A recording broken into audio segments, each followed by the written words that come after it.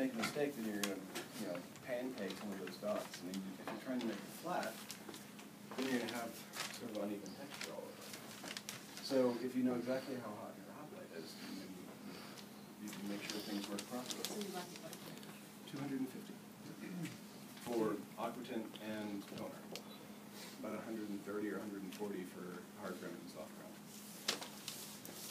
Do you raise up your plates still? Yeah. What he's talking about is I like to fry my plates and I like to bake my plates.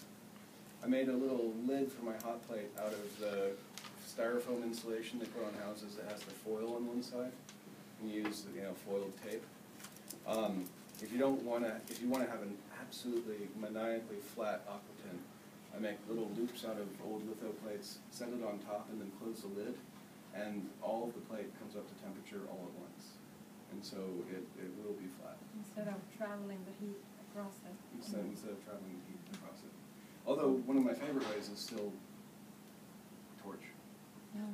Torches work really, really well. That's what open flame in the classroom. Like multiple flames come out of it? Yeah, we used to have a pipe with holes drilled down it. And I interned for a while at the Bob Blackburn shop.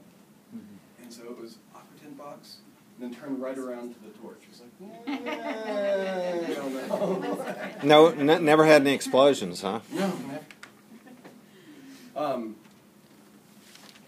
All right, so while that's going, And how long? Or is it nice? as long as you want to, really. It's not going to spread any. Now the other thing I like to use this thing for Check. is it tells you when your plate's up to temperature.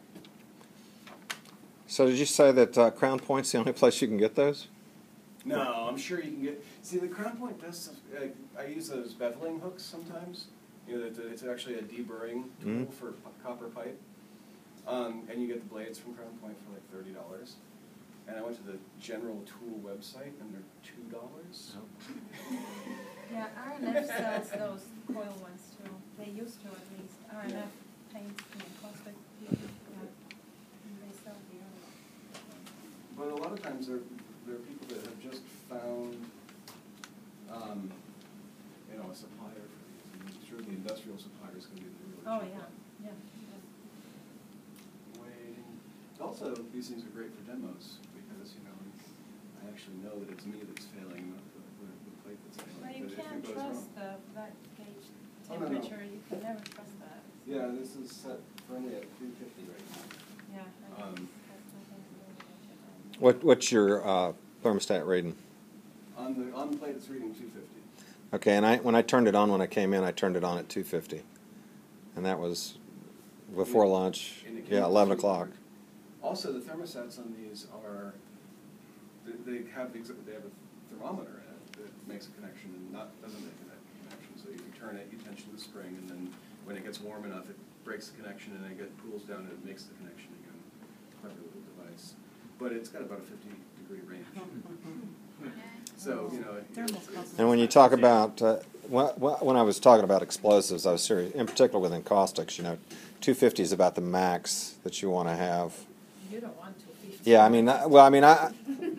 on this one, I go with about 250, and so I haven't had a fire or an explosion yet. But How much did you say? in my two-step reasoning, I neglected to procure how you get plates off of the hot plate. will you grab the spatula, please? Where's the spatula? In one of those drawers. My students put away the spatula.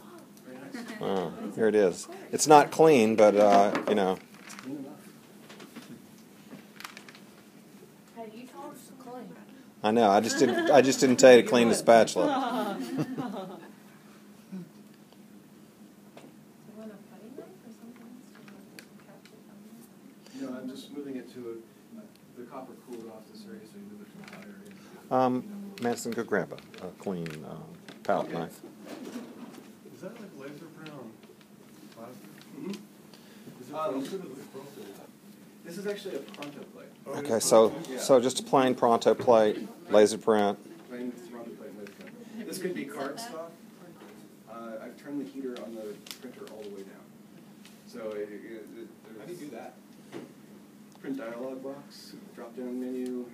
In most cases, if you go to finishing, and finishing lets you select your cardstock or your tracing paper. I select the lightest weight paper.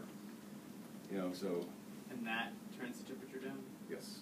Okay. The temperature, it actually speeds up the path through, because Xerox has a 250-degree heating element in it. And if you tell it it's cardstock, it runs slowly. So it spends a little more time and it has a chance to change the thermal mass of your paper. So if you lie to it and say, this is tracing paper, then you get a toner that's not really fixed to here very well. So you said the temperature that it burns it on there? Is that what we're talking about? Yeah. And what did you adjust it to again?